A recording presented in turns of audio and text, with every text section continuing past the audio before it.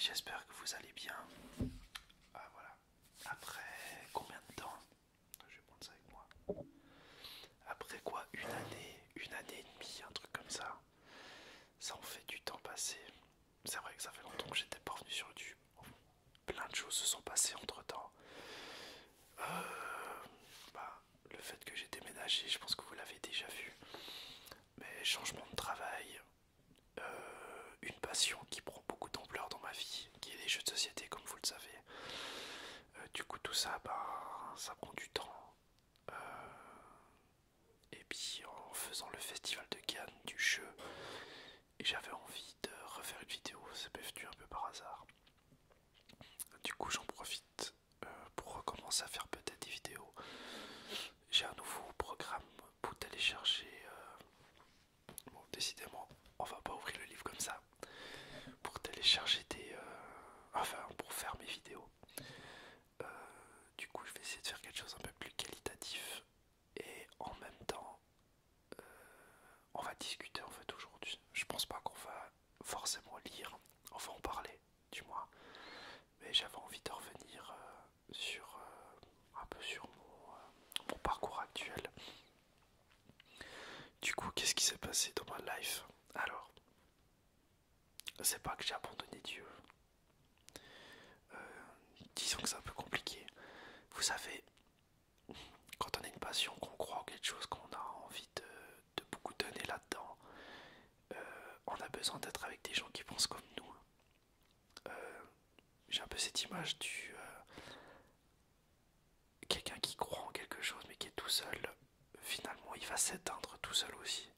On a besoin d'aide autour de nous pour remettre la flamme. Et du coup, c'est ce qui me manque, moi. C'est pas le fait que je crois plus en Dieu, que je crois plus en Jésus, etc. C'est pas ça du tout. C'est vraiment que je pense que j'ai besoin d'être animé avec d'autres personnes qui croient comme moi. Malheureusement, ma copine, eh ben, elle croit pas comme moi, justement. Elle fait plus la tête d'autruche qu'autre chose, comme elle le dit. Du coup, je peux pas forcément partager ça avec elle. Alors, c'est un peu compliqué. Et de mon côté, j'ai toute la passion, toutes mes passions de la vie qui me prennent du temps. Et j'aimerais me concentrer plus de temps à Dieu. Mais comme Dieu le dit, on n'arrive pas à le faire. On n'est pas très bon pour ça. On pense à toutes les choses terrestres avant, les choses célestes. Et bah ça me désole parce que je suis en plein là-dedans. Du coup, je me dis que ces vidéos me permettent à moi de me replonger, de retrouver en fait une connexion avec Dieu. Et ce qui va permettre à vous aussi de votre côté de pouvoir le faire. Du coup, je sais pas comment cette vidéo je vais la faire. On va peut-être lire un petit passage ou quelque chose comme ça. Je vais essayer de trouver quelque chose d'intéressant. Je vais prendre la Bible Express. Je trouve qu'il est intéressant ce livre. On lit un peu, c'est un peu étrange comment on doit lire, mais disons qu'on peut lire la Bible assez rapidement. Et puis pas oublier, enfin, bien sûr, on va pas lire 2000 pages comme vous pouvez voir. Mais disons que c'est assez intéressant pour les gens pressés de la vie, mais qui ont envie d'avoir une connexion avec Dieu et puis de le connaître surtout. Donc moi, il faut absolument que je lise bien plus souvent. Alors j'avais mis un marque-page. J'ai mis un marque-page d'il y a 2 ans du coup. Ça sera intéressant de le relire. Alors je vous le lis avec vous. La Bible, ça devrait être remboursé par la sécurité sociale et les assurances maladie. C'est vrai que c'est un livre qui est assez étrange, qui donne beaucoup de joie et qui nous transcende presque. C'est pour ça que je trouve que c'est un livre de vie. Je sais pas pourquoi j'aime bien lire. Et étonnamment, j'aime la Bible. À chaque fois que je la lis, je suis bien pendant que je la lis. Mais par contre, me mettre dedans et la lire, c'est toujours plus difficile. Et pourtant, c'est un livre qui est incroyable avec des histoires qui sont assez folles. Et surtout qui me fait du bien. Du coup, c'est... Je sais pas pourquoi ça fait ça. Dites-moi si vous, de votre côté, ça fait la même chose. Du coup, je vais vous lire... je vais voir combien il y a de pages. Allez, on va lire quelques pages si ça vous va. Alors, c'est Matthieu 9, donc si vous avez une Bible avec vous, Ouvrez-la, Matthieu 9, et moi je vais lire. Je pense que c'est pas exactement ce qui est noté dans la Bible, c'est peut-être un peu différent. C'est peut-être des phrases ou des tournures de phrases qui changent, mais en soi, le message est le même. Jésus monta dans une barque, traversa le lac et se rendit dans sa ville. Des personnes lui amenèrent un paralysé couché sur une civière.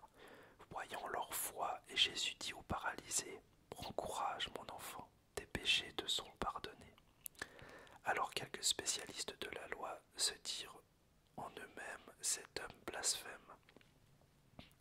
On va faire une petite parenthèse sur qu'est-ce que le blasphème, vu comme c'est noté dans un encadré.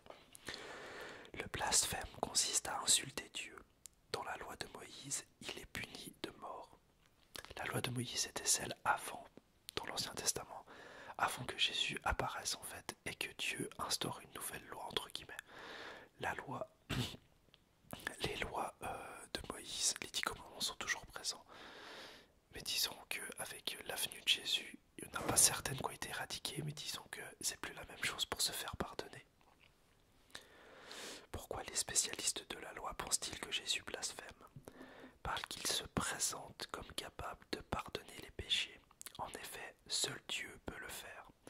Donc prétendre pouvoir le faire, c'est prétendre être Dieu. Or, malgré la qualité de ses enseignements et tous les miracles qu'il accomplit, ils ont du mal à admettre que Jésus puisse réellement être Dieu. Il va leur montrer qu'il a effectivement le pouvoir de pardonner les péchés mal spirituels en démontrant son pouvoir sur le mal physique. Effectivement, Jésus il a fait plein de miracles. Du coup, moi je considère que c'est Dieu. Que Dieu a amené Jésus sur terre. Que Jésus est Dieu en fait. Et qu'il a montré comment il fallait bien vivre en bonne séance sur terre. Et puis que ça a été l'agneau suprême, comme dans l'Ancien Testament. Il fallait sacrifier des vies pour pouvoir pardonner plein de péchés. Et là du coup Jésus a été le sacrifice ultime, où on n'a plus besoin de sacrifier, mais juste croire en lui pour être pardonné. Je continue. Mais Jésus connaissait leurs pensées. Il dit, « Pourquoi avez-vous de mauvaises pensées en vous-même? En effet, qu'est-ce qui est le plus facile à dire? Tes péchés te sont pardonnés, ou lève-toi et marche. Afin que vous sachiez que le Fils de l'homme a sur la terre le pouvoir de pardonner les péchés, lève-toi. » Dit-il alors au paralysé, « Prends ta civière et retourne chez toi. » Du coup là-bas il a fait un miracle clairement. L'homme se leva et rentra chez lui. Quand la foule vit cela, elle fut émerveillée et célébra la gloire de Dieu qui a donné un tel pouvoir aux hommes. Jésus partit de là. En passant, il vit un homme assis au bureau des taxes qui s'appelait Matthieu. Il lui dit, « Suis-moi. » Cet homme se leva et le suivit. C'est assez dingue le pouvoir qu'il a en fait, d'attraction. J'aurais tellement aimé pouvoir le croiser, quitte à le toucher ou être en sa présence. Je sais pas, ça doit être quelque chose de juste incroyable. Comme Jésus était à table dans la maison, beaucoup de collecteurs d'impôts et de pêcheurs vinrent se mettre à table avec lui et avec ses disciples. Les pharisiens virent cela et dirent à ses disciples, « Pourquoi votre même mange-t-il avec les collecteurs d'impôts et les pêcheurs ?» Mais Jésus, qui avait entendu, leur dit, « Ce ne sont pas les bien portants qui ont besoin de médecins, mais les malades. Alors apprendre ce que signifie « Je désire la bonté et non les sacrifices ». En effet, je ne suis pas venu appeler des justes, mais des pécheurs à changer d'attitude. » Voilà, c'est aussi ça qu'il faut se dire. Je pense qu'à l'époque, les gens, un Dieu magnifique, juste incroyable, ils attendaient qu'il arrive majestueusement, avec une grosse armure, une grosse épée, ou enfin bien présent, puis qu'on soit tous éblouis par sa force et sa grandeur. Et puis non, Dieu, notre Dieu, en fait, Dieu, il est venu dans un couffin. Il est né dans une étable, dans une mangeoire, dans quelque chose, entre guillemets, d'insignifiant pour le commun des mortels. Et on ne s'attendait pas qu'un Dieu apparaisse ici. Et il est venu pour les gens qui ont besoin d'être sauvés, qui ont envie aussi pardonner, et pas pour les grands qui ont déjà tout en fait, mais qui leur manque finalement l'essentiel aussi. Et ça c'est trop fort. Je sais plus où j'en étais. Alors les disciples de Jean vinrent vers Jésus et dirent: Pourquoi nous les pharisiens jeûnons-nous souvent, tandis que tes disciples ne jeûnent pas? Jésus leur répondit: Les invités à la noce peuvent-ils être tristes tant que le marié est avec eux? Les jours viendront où le marié leur sera enlevé, et alors ils jeûneront. Personne ne coud un morceau de tissu neuf sur un vieil habit, car la pièce ajoutée arrache une partie de l'habit et la déchirure devient pire. On ne met pas non plus du vin nouveau dans de vieilles outres, sinon les outres éclatent, le vin coule et les outres sont perdues. Mais on met le vin nouveau dans des outres neuves, et le vin et les outres se conservent. Oula, plein de choses. Ce que je comprends là-dedans, c'est que quand on est pardonné, quand on a envie de renaître, du coup, on change un peu d'intérieur, on change nos motivations, on change notre façon de voir la vie, notre façon d'aimer les gens, notre façon de discuter avec les autres. J'ai clairement vécu quand je me suis mis à genoux et que j'ai dit je crois en toi. C'est assez étrange parce que c'est vraiment un changement de vie qui se fait très rapidement et sans qu'on le sache. Et on a un bien intérieur qui est incroyable. J'aimerais tellement revivre ça. Du coup, il faut que je persévère à parler à Dieu, à être avec lui et à moi-même. Me dire que cette fois, c'est bon. Je vais m'y mettre. Mais c'est à moi de le faire. C'est pas lui qui va venir me chercher. Je suis pas un assisté pour Dieu, on n'est pas des assistés. Il nous laisse libre de nos choix. C'est à nous d'aller le chercher. Et dès qu'on va le chercher, eh ben, il ouvre la porte de toute façon. Donc c'est incroyable d'avoir un Dieu qui est aussi fort et aussi aimant que ça. Je continue. Tandis qu'il leur adressait ces paroles, un chef arriva, se prosterna devant lui et dit: Ma fille est morte il y a un instant, mais viens, pose ta main sur elle et elle vivra. Jésus se leva et le suivit avec ses disciples.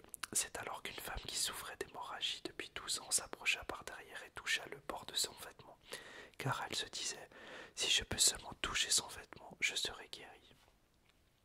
Lorsque Jésus se retourna et dit en la voyant: Prends courage, ma fille, ta foi t'a sauvée. Et cette femme fut guérie dès ce moment. Lorsque Jésus fut arrivé à la maison du chef, il vit les joueurs de flûte et la foule bruyante. Il leur dit: Retirez-vous, car la jeune fille n'est pas morte, mais elle dort. Et ils se moquèrent de lui. Quand la foule eut été renvoyée, il entra, prit la main de la jeune fille, et la jeune fille se leva. Je réduis si c'est encore en train d'enregistrer. Oui, c'est le cas. Cette nouvelle se propagea dans toute la région. Un petit encadré, un petit mot à côté. Jésus doit répondre à deux pourquoi. Le premier ressemble à un reproche. Quel est le raisonnement des pharisiens et quel est l'objectif de Jésus? Dans sa réponse au deuxième pourquoi, que peuvent représenter les neufs et le vieux? Le neuf et le vieux, en rapport avec l'encadré des outres, etc. Je crois que j'ai un peu répondu avant. Du coup, répondez dans les commentaires si vous avez envie.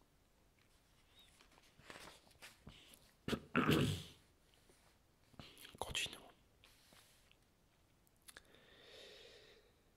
Quand Jésus partit de là, il fut suivi par deux aveugles qui criaient: Aie pitié de nous, fils de David.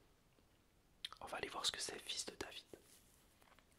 Le roi David avait reçu de Dieu la promesse 1000 ans plus tôt qu'il y avait toujours un de ses descendants sur le trône d'Israël. On pensait que cette promesse se réaliserait par l'intermédiaire du Messie, le libérateur promis, donc comme j'ai dit avant, le grand Dieu qui arrive, etc. En appelant Jésus fils de David, les aveugles affirment donc voir. C'est un con qui se voit des aveugles qui le voient en lui le Messie. Donc ces gens effectivement qui avaient perdu la vue, rien que à la présence, au ressenti, etc. Ils ont tout de suite compris qui c'était. C'est juste dingue, c'est insane. Petit, je vais pas dire proverbe, mais petite phrase de quelqu'un. Le péché ne consiste pas seulement à transgresser des lois, mais aussi à se mettre à la place de Dieu. Timothée Keller.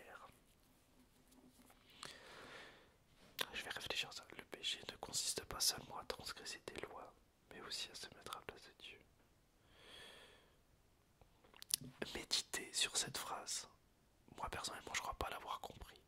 Donc dites-moi dans les commentaires ce que vous avez pensé de ça. Personnellement, j'ai pas capté. Poursuivons. Quand Jésus partit de là, il fut suivi par deux aveugles qui disent « Eh, c'est le fils de David ». Lorsqu'il fut arrivé à la maison, les aveugles s'approchèrent de lui et Jésus leur dit « Croyez-vous que je puisse faire cela ?» « Oui, Seigneur. » Alors il toucha les yeux en disant « Soyez traités conformément à votre foi. » Et leurs yeux s'ouvrirent.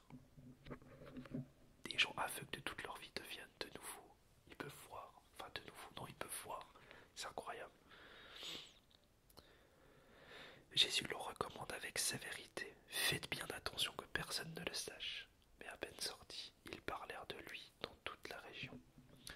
C'est important ce qu'il vient de dire là. Donc Jésus leur dit clairement, ne dites pas ça à tout le monde. Je pense qu'il y avait une raison derrière. Jésus, il voulait faire encore plus de miracles. Donc encore plus de miracles autour du monde pour que les gens comprennent vraiment que c'est lui, le Dieu sur terre. Et puis bien sûr les gens, l'humain, dès qu'il est heureux, dès qu'il vit un truc de fou, bah, il a envie de partager. Du coup c'est ce qui s'est fait. Ah, il y a mon chat qui est en train de miauler dehors. Alors on en était... Voilà. Comme il s'en allait, on amena Jésus un démoniaque muet. Il chasse le démon et le muet se mit à parler. La foule disait émerveillée. On n'a jamais rien vu de pareil en Israël. Mais les pharisiens disaient c'est par le prince des démons qu'il chasse les démons. Jésus parcourait toute la ville et les villages. Il enseignait dans les synagogues, proclamait la bonne nouvelle du royaume et guérissait toutes les maladies et toute infirmité. À la vue des foules, il fut rempli de compassion pour elles, car elles étaient blessées et abattues, comme des brebis qui n'ont pas de berger. Alors il dit à ses disciples, la moisson est grande, mais il y a peu d'ouvriers. Priez donc le maître de la moisson d'envoyer des ouvriers dans sa moisson. Attendez. Voilà. Alors, intéressant, c'est mettre ces ouvriers de la moisson. Jésus aimerait que les gens partagent autour de lui. Finalement, c'est ce qui a été fait. Il y a eu des missionnaires, il y a eu plein de gens qui sont partis dans toutes les villes du monde proclamer la bonne nouvelle. C'était il y a plus de 2000 ans. Entre-temps, la tristesse de la vie, la tristesse de l'homme en fait, de sa nature pure, a fait que ça a beaucoup été mal interprété et que finalement la religion, c'est le pouvoir. Et avec le pouvoir, on dirige. C'est aussi simple que ça. Du coup, toutes les paroles de Jésus, je pense, attention, c'est personnel, on soit bien d'accord, ont été mal interprétées et ont été beaucoup utilisées pour asservir les gens. Et à cause de ça, actuellement, le message de Dieu, il est très mal passé. Et encore maintenant, les gens ne comprennent pas. Et ils font l'amalgame de mettre les fautes des hommes en disant que c'est la faute de Dieu. Ce qui est l'inverse en fait. C'est la faute de l'homme. C'est l'homme qui a mis des dogmes, c'est l'homme qui a asservi des gens par la religion, c'est l'homme qui a assassiné au nom de la religion, c'est pas Dieu. C'est nous. Voilà. Petite chose que j'ai en tête. Du coup, dites-moi si vous êtes d'accord avec ça ou pas, ce sera intéressant d'en parler. Je vais continuer. Alors il faut lire Luc 3, chapitre 7, versets 36 à 50. Un pharisien invita Jésus à manger avec lui. Et Jésus entra dans la maison du pharisien et se mit à table. Une femme pécheresse qui se trouvait dans la ville apprit qu'il était à table dans la maison du pharisien. Elle apporta un vase plein de parfums et se tint derrière aux pieds de Jésus. Elle pleurait, et bientôt, elle lui mouilla les pieds de ses larmes, puis les essuya avec ses cheveux, les embrassa et versa le parfum sur eux. Quand le pharisien avait invité Jésus vit cela, il se dit en lui-même, si cet homme était prophète, il saurait qui est celle qui le touche et de quel genre de femme il s'agit. Il saurait que c'est une pécheresse. Jésus prit la parole et lui dit, Simon, j'ai quelque chose à te dire. Maître, parle. Un créancier avait 2 débiteurs. L'un d'eux lui devait 500 pièces d'argent et l'autre 50. Comme il n'avait pas de quoi le rembourser, il leur remit à tous deux leur dette. Lequel des deux l'aimait le plus? Simon répondit, celui, je pense, auquel il a remis la plus grosse somme. Jésus lui dit, tu as bien jugé. Puis il se tourna vers la femme et dit à Simon, tu vois cette femme, je suis entré dans ta maison et tu ne m'as pas donné d'eau pour me laver les pieds, mais elle les a mouillés avec ses larmes et les a essuyés avec ses cheveux. Tu ne m'as pas donné de baiser, mais elle, depuis que je suis entré, elle ne m'a pas cessé de m'embrasser les pieds. Tu n'as pas versé d'huile sur ma tête, mais elle a versé du parfum sur mes pieds. C'est pourquoi je te le dis, ses nombreux péchés ont été pardonnés, puisqu'elle a beaucoup aimé. Mais celui à qui l'on pardonne peu aime peu.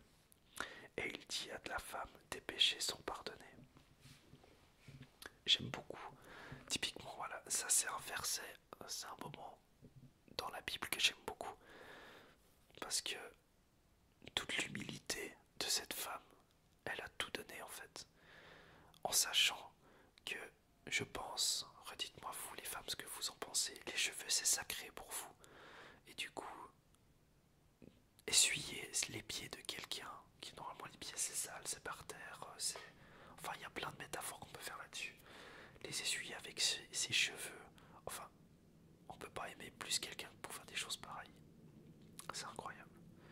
Du coup, c'est quelque chose qu'il faut suivre à mon avis et aimer Dieu un peu comme ça. L'aimer comme on aime sa femme ou son enfant. Il y a un petit encadré. On croit parfois que les gens les plus proches de Dieu sont les gens parfaits et qui n'ont rien à se reprocher. Dans la Bible, les plus proches de Dieu sont ceux qui sont conscients de leurs erreurs et de leurs torts vis-à-vis de lui. Ceux qui se savent incapables de faire ce qu'il faudrait pour mériter son amour et sa faveur. Plus je me rends compte de l'état de mon cœur, plus je comprends la grandeur du pardon divin et plus je l'aime. David a fait tuer le mari d'une femme pour pouvoir l'épouser quand elle est tombée enceinte de lui. La femme pécheresse avait un style de vie tout sauf recommandable, mais ils n'ont pas été rejetés par le Seigneur. Pourquoi? Parce qu'ils regrettaient le mal commis et lui en ont demandé pardon. Ils étaient conscients de leurs attitudes mauvaises et nuisaient pas seulement aux autres hommes, mais constituaient aussi une offense envers Dieu. Voilà, c'est ça, c'est nos péchés à nous finalement. Quand on aime quelqu'un au plus haut point, est-ce qu'on a vraiment envie de le décevoir et de lui faire du mal? Ben, je pense pas. Du coup, il faut vraiment se mettre ça dans la tête. C'est très dur pour moi aussi. Donc, grandissons ensemble, les amis.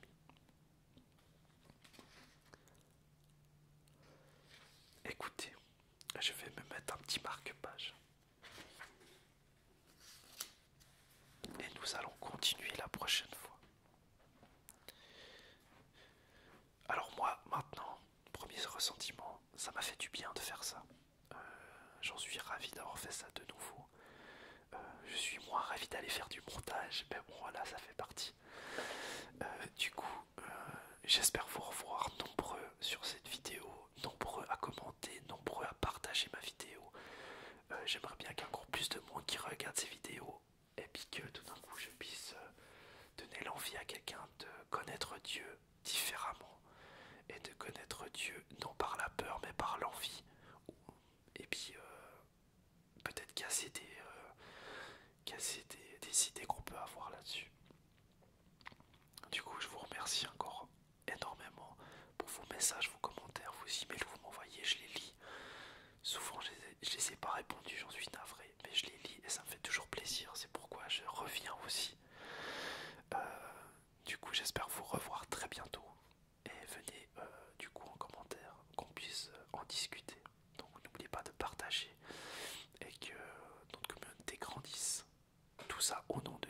connu Jésus, parce que c'est grâce à lui et à eux, et à Dieu et à Jésus que je puisse faire ça. C'est vraiment, j'aimerais être un canot pour parler d'eux. Donc voilà, soyez bénis les amis, je